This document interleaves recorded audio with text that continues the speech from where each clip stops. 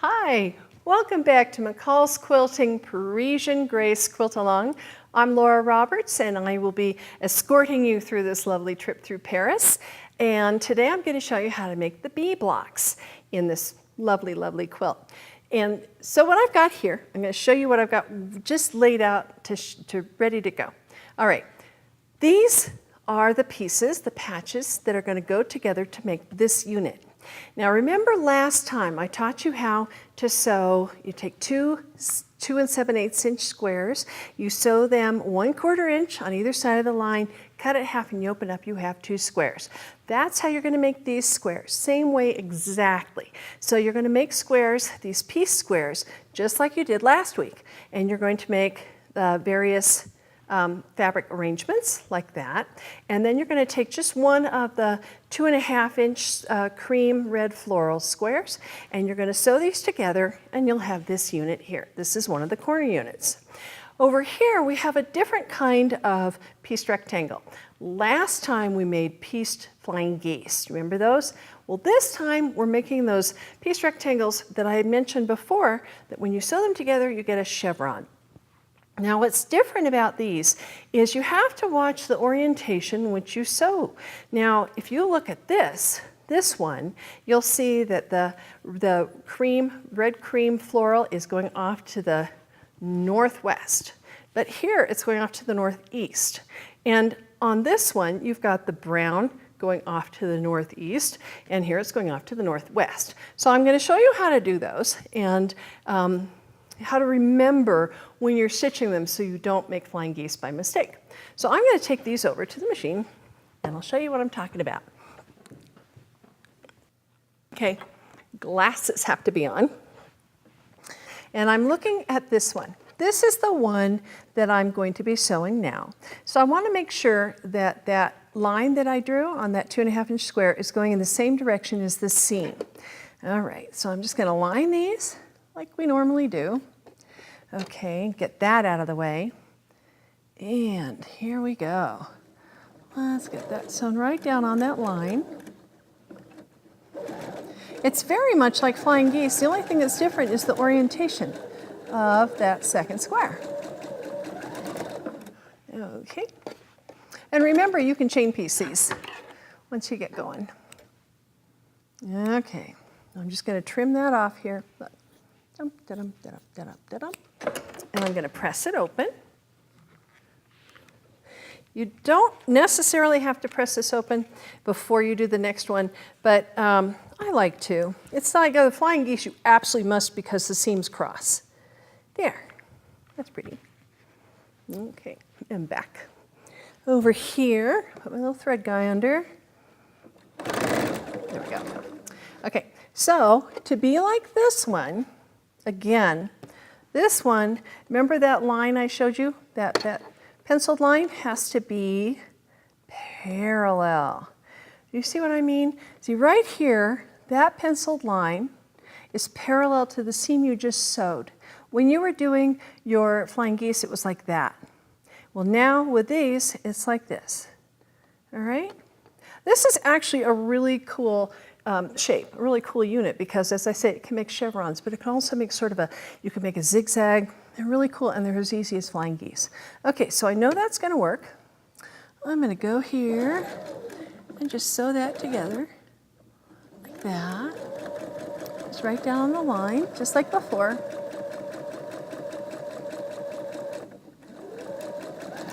There we go. Okay, snip, snip. And I'm just going to come back over here and cut off my excess like that and press that guy open. There we go. Okay, so you can see that that now matches this. Right? There we go. Okay, so that's that side. Now I'm going to make the other side over here. So we take these guys over. And you'll see that I'm going to have my seams going the other direction this time, right? So I'm just going to put my little thread tail in there. That's one of the great uses for those, those things I'm cutting off. You don't have to throw them away. You can use those as your little thread tails. Okay, So remembering it needs to be like this one, I'm going to turn that over and make sure that that line I drew is right along here, like that. Well, that means I'm orienting it like this. Okay, that looks good. And I'll sew that together. All right, I love these fabrics. These are the Moda Le Marais is the name of the collection. It looks like the Merais, M-E-R-A-I-S. And they're designed by French General. I think they're just gorgeous. Okay, there we go. Same thing. I'm just gonna come over, I'm gonna snip, snip, snip, like that. And press it open, like this. Here we go. Ta-da. And then I'm going to do one more. Okay. Oh, here we go, and there's that. Same thing again. This line is going to be perpendicular to the seam I just sewed. I'm going to arrange that like that. There we go. Hello, little Foff. And I was very kind because I had my spare machine, and my sister was looking at me very sadly because she didn't have a Foff, she had something different. And she had been visiting me and she used my machine and she was giving me that sad face. Well, I ended up giving my sister my spare machine. But that's okay, because she does amazing things. She's not so much a quilter as she is a garment sewer, and her things, oh, the things she can make. She's got wonderful color sense and fabric sense. All right, so again, I'm just going to trim this off. By the way, something you can always do if you want to just kind of give yourself a little treat, get yourself some really lovely scissors. They just, you know, if you take the time when you're sewing to enjoy things like the feel of good scissors, the feel of lovely fabric, there's just so much pleasure in that. And I think that's what quilting's all about. All right, I'm just pressing that open kind of quickly there. There we go. And the reason I sewed these just now is because I want you to see you're going to sew in two directions. This is not identical to this. It's not like you can turn it around and have them match. You can't. These are opposites, and it's the same with these guys. They might look like, oh, I could just flip that around. No, they're different. They really are different. See? So you are making 4 different types of these piece rectangles, okay? And then they get sewn together, and they make this lovely little chevron unit like I was showing you. So what I'm going to do now, I'm going to make the chevron unit that's going to go up in that top row. And the one that's like that, it looks like this one. The top row and the bottom row look the same, they're just inverted. So this is my top row, and in order to have that middle piece look like that, do I use that one? No, I don't, because it's going the wrong way. How about that one? Yep. Believe it or not, it's really easy to sew the wrong ones together. It just is. So that's why it's a good idea to sort of audition them. Okay, so I'm going to sew those 2 together. All right. Back over here to my little perch. Hi, baby. Oh, I'm talking to the machine again. Don't tell anyone. Okay, and I'm just going to line these up. Let me show you something here. You see you have these seam allowances like that. And one of the things you can do, if you want these seams to nest, which can make life easier if it matters to you, what you can do is press this one, where you have that light fabric, press that to the red. That sounds, pressed to the red. Sounds like you're going to drive really fast, doesn't it? In the red zone. Okay. I wish I'd done that the first time, but if you make mistakes like I just did, it's not a problem. You just go back and fix it. Anybody who is a quilter for very long knows all about undoing mistakes, unsewing, or reverse sewing, which I'm incredibly good at. There we go. Okay. Now, okay, so I've pressed the lighter one with the seam allowance toward the red, and the darker ones I press with the seam allowance toward the brown. Cool. Now when I go to put them together, I'm going to have this, okay?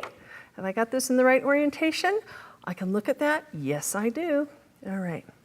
So now you can see here, when I put these together, you see that?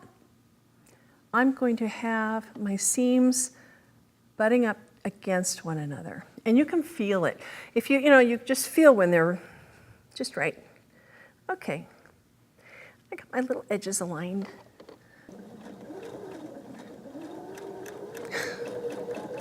Again, I'm using blue thread to make it so you can see this more clearly. I would not use blue thread at home with this. Although, a really useful thread color is gray. If you're doing something like this where you have tans and reds and browns, you can actually get away with a medium gray will sort of blend with everybody. So that's just a good thing to kind of keep in the back of your head. Okay, and I'm going to use my awl now to just make sure, oops, there we go, that these guys are aligned and stay aligned when I go underneath here. That very last bit of the seam, it's amazing how often that will skew. All right, done. Okay, now let's trim that off. Okay, take it over here, and I'm going to press this baby. And I'm going to press it like this one. You'll see I pressed it to one side. Okay, do that again. Pieces travel with me when they're traveling to the studio. It's so weird. They get here, they've got little, their edges are shredding, and it's just, I don't understand it, how it happens. Okay, so I'm going to press it this way. I'm pressing it away from that light triangle. I'm pressing it this way. Okay, there we go. Okay, and look at that. We have a nice, pretty unit, and we've got the points matching, and now we can really have fun and put things together. And I'm just going to do that right now. I'm just going to line these guys up the way they're supposed to be, and I'll give you a little tip, because sometimes you think you've got them lined up the way they're supposed to be, and you don't. And here's how you can tell. You should have little butterflies or bow ties going across here. See how we've got little brown butterflies there, brown butterflies, a little tan butterfly. When you have butterflies all the way around, you know you have them in the right orientation. All right, so now what I'm going to do, I'm just going to go ahead and sew these units together to make 3 rows. And then, of course, I'll sew the 3 rows together. So it's the same as what you were doing last lesson, where you were watching to make sure that you sewed right through that little mark that shows you where your points are. And it's exactly the same thing. So I'm going to just take this over to the machine now, and I'm going to sew one together for you, and then I'll do the rest off camera. So I'll be right over here. I'm going to grab my glasses again. All right. Okie doke. There we go. And once again, let's make darn sure that I'm sewing those together in the right orientation. Okay, like that. There we go. Now, this is a tiny bit different here because you have the diagonal line coming up there, and that diagonal line is intersecting with one that comes straight out. If you have it lined up top to bottom, where your corners match, it'll come into just the right place. All right, so I'm just going to stitch this together right along here. Okay, little guy. There I am talking to the machine again. What does that tell you? Okie doke. I've got that just like that. Okay. I'm lining that up with the edge of my 1/4 inch foot. And there we have it. All right, ta-da, look how perfect that little point is. So when I take it over here, there, isn't that gonna be pretty? Okay, I'm just going to step over to the machine. I'm gonna sew these back together. These have the 3 rows complete. Then I can show you how the rows go together, and we'll be all set. I'll be right back. Alrighty, I have got my rows all sewn together, and then I sewed 2 of the rows to one another. I just have to add this top row and it'll be all done. So I'm going to show you how I'm going to do that. I'm just going to take this over to the machine, move the iron a little bit so I don't burn myself when I'm sewing. Okie doke. Now, it's very similar to some of the ones we've done before, where again, I'm trying to sew through where you see lines crossing one another, because that's how my points are going to be pretty. Whoops. Okay. So I'm just going to match this up. You can go ahead and pin along if you want to. If you've been quilting for a long time, you may not need to. Okay, so what I'm going to do, I'm just going to start sewing here, like that. And as I get close to the needle, I'm just going to see, now here on this diagonal, I just have to trust myself, because otherwise you'd have to measure 1/4 inch in on that seam to find exactly where you want to be. But by what I've done here, by aligning this seam here, which I can feel because they nest up to one another, I know this one's going to be okay. So I'm just going to hold this and keep going straight. All right, when I get there, I'm going to, now, my awl, or I can use even my scissors. There we go. Just, well, all I'm trying to do when I do that is hold those flaps all flat, because otherwise the poor machine has a heck of a time. Every machine has a hard time with that. Okay, let's see, got that all right. I can feel, you can adjust. If you can't tell, if you're not feeling it's nested, if you're feeling a gap, you can either, kind of adjust by pulling the bottom or the top layer. Okay, let's keep on going here. Now there's my little point, right through it. Okay, and come down here, and these seams nest. All right.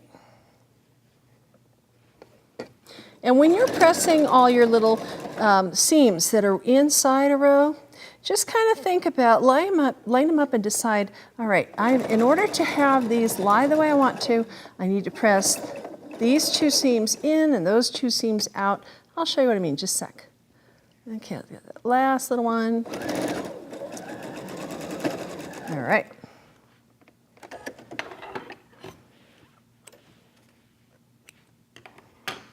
Okay, so I'm going to show you the back first. So what I did was, on the top and bottom rows, this seam that connected that sewed the corner units to the side unit, I pressed those seam allowances in. In the center row, I pressed those seam allowances out. So when they came together here, I had them all butted up one against one another. And you'll see that on that seam, which was this one, that bottom row seam, I pressed those seam allowances open. I did that because we have so many points coming together. And if I didn't press them open, something's going to be really bumpy. So same thing we did before. I'm just kind of doing a little starch on there because it makes it easier to handle. And I'm going to do that. I'm going to press these guys open. All right, so I'm just pressing the seam allowance open like that. Okay.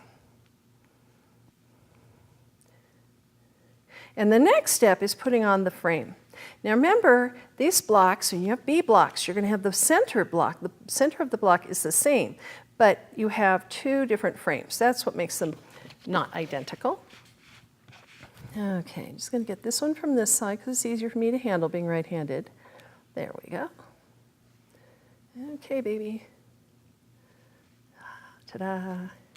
Okay, and then a good pressing from the front. If you have a block that doesn't look really good, try giving it a super duper really good pressing. Of course I'm using my little iron, which is not the same as a big iron, but still, there we go.